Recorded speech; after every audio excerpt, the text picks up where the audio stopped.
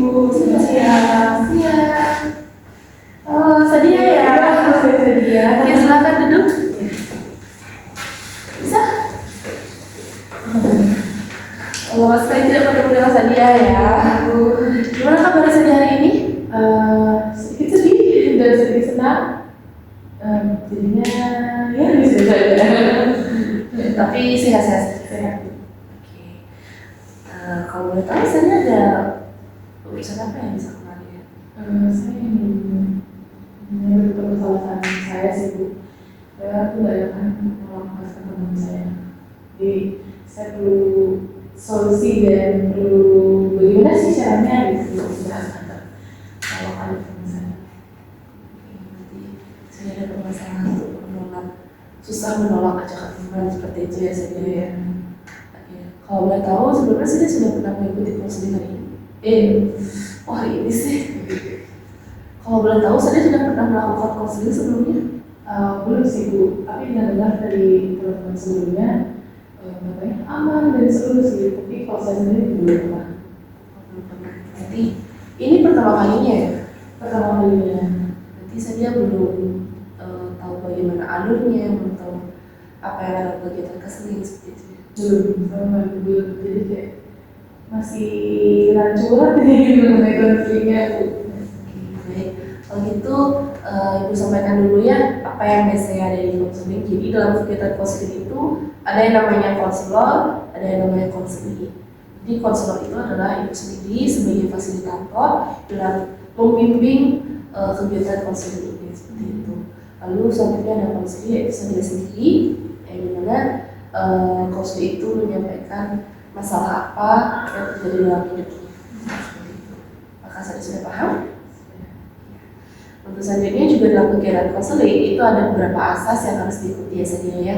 Yang pertama ada asas kerahasiaan, yang dimana apa yang Sadia sampaikan hari ini, apa yang Sadia sampaikan, permasalahan yang Sadia rasakan, itu akan Ibu jaga dengan baik. Jadi banyak anak-anak yang mungkin kurang percaya gitu ya dengan memberikan takut masalahnya dibeberkan kepada orang lain, takut disebarkan begitu saja. Padahal kami itu juga ada asas-asas yang harus dilalui seperti itu. Jadi kamu gak usah takut, gak usah merasa ragu untuk bercerita, silahkan bercerita seleluasa kamu, karena Ibu jamin 100% cerita kamu akan dijaga dengan baik seperti itu ya Sadia ya. Lalu selanjutnya ada asas kesukarelaan, di mana Sadia datang itu dengan sukarela diri sendiri, dengan keinginan diri sendiri tanpa ada paksaan. Kira-kira apakah sesuai ya? Tanpa paksaan biasanya kayak dari saya perlu solusi sekarang. Keinginan diri sendiri ya Sadia ya. Untuk selanjutnya itu ada asas keterbukaan, yang dimana Sadia itu menceritakan masalahnya dengan terbuka, dengan luasnya, tanpa ada yang ditutup-tutupi, tanpa ada yang dibohongi. Jadi Ibu harap Sadia bercerita dengan sejujurnya apa yang Sadia rasakan, Sadia sampaikan kepada Ibu seperti itu ya. Apakah Sadia sudah paham? Paham sih. Oke, selanjutnya itu ada durasi waktu yang harus kita tentukan ya Sadia ya, agar kegiatannya juga lebih terstruktur, lebih terarah seperti itu. Jadi biasanya dalam kegiatan konseling durasi waktunya adalah 15 sampai 20 menit saja.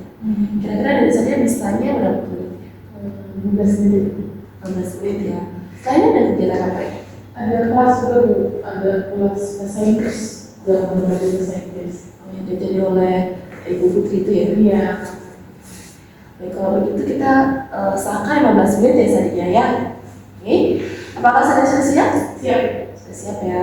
Posisi duduknya silahkan diatur senyaman mungkin. Sudah nyaman. Sudah? Sudah. Oke, sudah siap ya. Silakan Sadia untuk menceritakan masalah yang Sadia alami saat ini. Ceritakan pokoknya apapun yang ada di dalam hati Sadia.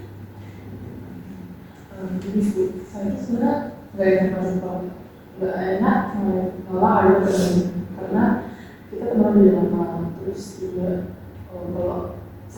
walaupun teman dari lama, tapi saya agak segan dan sungkan gitu sama mereka dulu. Karena kalau rumah gimana ya, sedangkan mereka gitu, apakah mereka marah, atau mereka kalau senang sama saya gitu. Jadi bingung banget gimana sama mereka. Kalau nggak nolak juga gimana ya, nanti aku semuanya gimana nih kayak gitu. Terus aku kayak rasa bisa deh kayak nolak terus gitu. Jadi dia susah untuk menolak teman ya, menolak ajakan teman untuk bermain seperti itu. Kira-kira dampak yang saya rasakan apa ya? Kalau dari dampak saya rasakan tuh saya sering kebetulan tugas, bisa ngatur waktu. Kalau aku buat tugas itu pasti menurut malam gitu, jadi saya besoknya ngantuk di sekolah. Biasanya temannya sendiri mengajak saja bermain itu saat jam Pulang sekolah nih Bu, kan kita mulai jam 3, terus habis itu jam 5 itu mulai harus main kan ke pantai itu sunset gitu. Jadi saya hanya punya waktu di malam hari untuk mengerjakan tugas seperti itu ya. Tadi sempat saya bilang kalau saya susah menolak ajakan teman itu dengan alasan takut dijauhi seperti itu. Iya. Apakah sebelumnya sudah pernah untuk menolak? Belum pernah sih Bu menolak, karena saya udah kepikiran udah deh nggak usah ada masalah. Jadi belum ada menolak sama sekali ya. Jadi saat ini saya ingin belajar untuk tahu bagaimana cara menolak yang baik seperti itu ya sendiri ya. Oke, Ibu melihat kalau Sadia ini sebenarnya ada rasa tanggung jawab kepada tugas Sadia. Sadia ingin mengerjakan tugasnya Sadia dengan maksimal, tetapi di sisi lain Sadia juga harus menjaga hubungan pertemanan Sadia seperti itu ya. Akibatnya Sadia takut untuk menolak ajakan teman dan akhirnya memilih menomorduakan tugasnya Sadia seperti itu. Kira-kira apa sih yang Sadia rasakan saat ini dengan menceritakan masalah Sadia kepada dia? Yang saya rasakan itu saya berbeda sih Bu. Jadi saya pas ada teman untuk cerita, jadi saya kan pernah sendiri aja sih di ruangan biasa. Maka selama ini Sadia ada rasa takut tidak untuk menceritakan hal ini kepada orang lain? Waktu itu takut ya, maksudnya saya cukup sama yang lain. Kalau cerita sama mama saya nanti gimana ya, mama saya juga kan kerja gitu, saya enak beban mama saya. Lalu dengan Sadia melihat siklus Sadia seperti ini berulang kali, apakah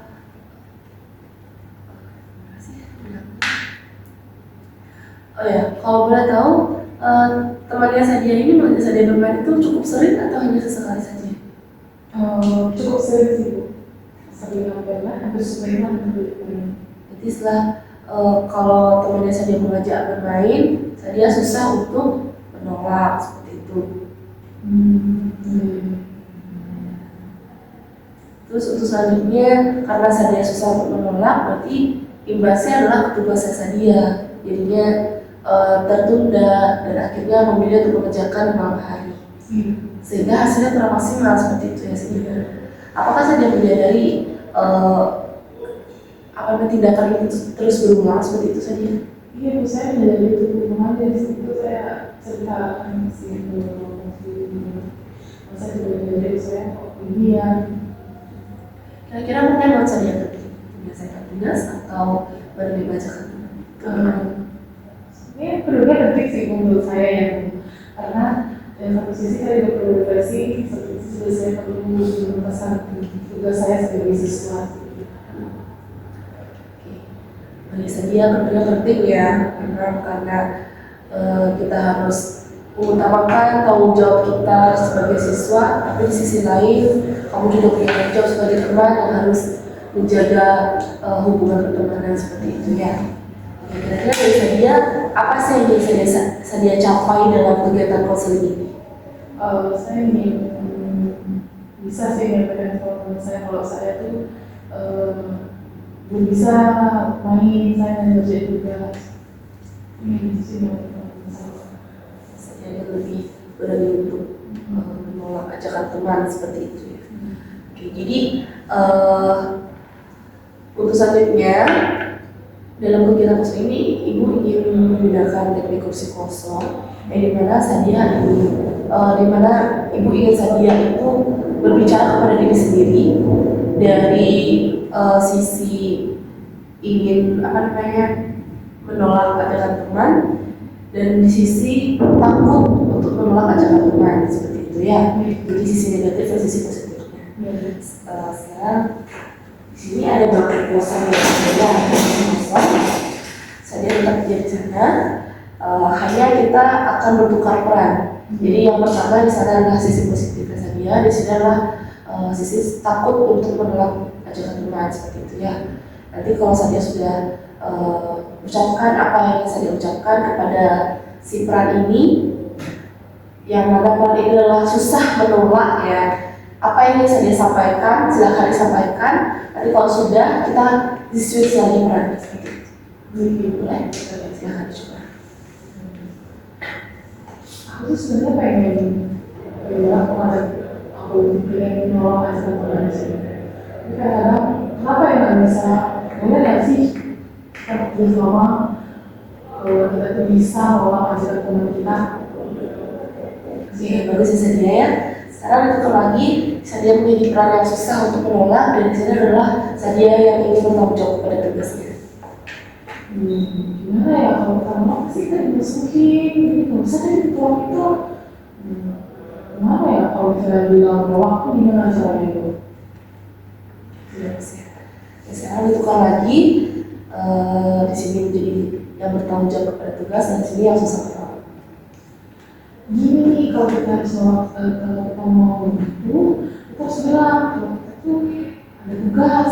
Kalau misalnya kita mau keluar, ayo kerja tugas selama dan kelompok aja. Gimana kalau bilang kayak gitu? Terus daripada kita mau terus tugas kita nggak selesai, ya aku tahu sih kalau refleksi perlu, cuma aku tahu itu waktu juga, nggak perlu kayak gitu, bisa nolak. Bisa Sadia ya. Sekarang tukar lagi yang ini menjadi susah untuk menolak, dan itulah tanggung jawab pada tugas. Bener juga sih ya. Coba dulu ya, gimana? Bener juga sih yang bilang. Ini saya Sadia ya. Oke. Nah, itu dia. Ibu ingin Sadia ini berbicara kepada diri sendiri, apa sih yang ingin Sadia sampaikan, apa yang ingin Sadia dengarkan dari dua belah pihak ya, dari yang bertanggung jawab dengan tugas dan yang susah menolak ajakan teman, seperti itu ya Sadia ya. Gimana perasaan Sadia setelah menyampaikan apa yang Sadia katakan? Lega banget sih Bu, saya sudah bisa. Ayo kita bisa nih. Oke. Kira-kira sejauh ini Sadia sudah terpikirkan nggak apa yang ingin Sadia sampaikan kepada teman Sadia ketika suatu saat teman Sadia ingin mengajak Sadia untuk bermain? Sudah saya pikirkan sih Bu, saya pasti akan menolak lagi dan menolak ajakan mereka, dan akan menyampaikan kalau ada tugas, kayak kalau kita makan tugas dulu, nanti kalau misalnya mau main ya udah kita selesai tugas dulu. Sekali saja ya. Ibu harap setelah ini jika temannya Sadia ingin mengajak Sadia untuk bermain lagi, Sadia mampu untuk mengatakan apa yang Sadia katakan tadi ya. Ingat kata-katanya ini pesan ibu bahwa suatu penolakan itu bukan berarti mendapatkan dampak yang buruk ya, bukan berarti suatu hal yang jahat, suatu hal yang buruk, itu tidak. Apalagi tujuannya harus tujuan yang baik seperti itu ya. Kita berhak untuk menolak agar apa yang ingin kita lakukan di sisi lain itu bisa tercapai, seperti itu ya Sadia ya. Tidak usah untuk takut menolak ajakan. Apakah Sadia sudah paham? Sudah Ibu, terima kasih Bu ya. Oke, bisa simpulkan ya dalam kegiatan kita hari ini. Jadi Sadia sudah tahu apa yang Sadia katakan kepada teman Sadia, dan Ibu juga sudah tahu apa isi pikirannya Sadia, seperti itu. Jadi kalau Ibu boleh minta, jangan ragu, jangan takut, lebih percaya diri, berani mencoba. Apa yang ingin Sadia katakan, silahkan dikatakan. Selagi kata-katanya Sadia itu masih positif, masih tidak kasar seperti itu ya. Jadi Ibu kira teman Sadia pasti akan paham apa yang Sadia inginkan, seperti itu. Apakah Sadia sudah paham? Sudah Ibu. Ya, ada pertanyaan lagi? Kalau merasa tidak ada sih. Sudah ingin disampaikan lagi apa yang disampaikan? Sudah, saya rasa udah sangat Sudah lega ya, sudah semua terkeluarkan ya. Ibu harap apa yang kita lakukan hari ini bisa membantu Sadia, dan selanjutnya Ibu ingin dapat kabar yang lebih bagus dari Sadia. Kalau misalnya Sadia sudah berhasil untuk menolak ajakan teman Sadia, silahkan sampaikan ke Ibu. Ibu akan sangat senang, dan nanti kalau misalnya Sadia ada masalah apalagi, tapi Ibu berharap Sadia tidak punya masalah ya. Cuma nanti kalau misalnya Sadia ada mungkin sesuatu yang mengganggu Sadia dalam belajar, bisa disampaikan lagi kepada Ibu ya. Baik, terima kasih. Silakan balik ke kelas. Terima kasih Ya. Ibu.